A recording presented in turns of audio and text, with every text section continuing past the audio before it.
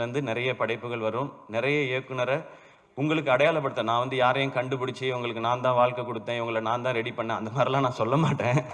ஏன்னா என்னைய அப்படி சொல்லி சொல்லி பழக்கிட்டாங்க. நான் தான் வாழ்க்கை குடுத்தேன்னு. அந்த மாரி ஆள் நான் இல்ல. கொட்டுக்காளி படத்தின் இசை வெளியீட்டு விழால நடிகர் சிவகார்த்திகேயன் பேசியது தற்போது இணையத்துல பூதாகரமா வெடிச்சிருக்கு.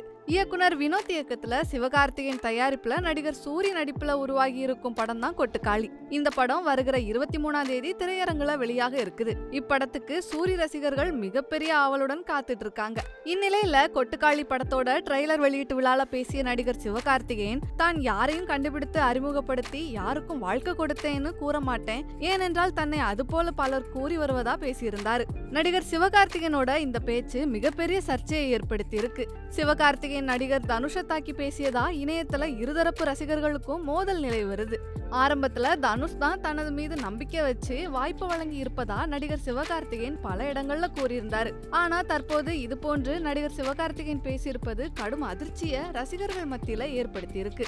இந்நிலையில நடிகர் தனுஷ் பேசிய பழைய வீடியோக்கள் இணையத்துல ரசிகர்களால் சிவகார்த்திகேயனுக்கு பதிலடி கொடுக்கும் விதமா வைரலாகி வருது.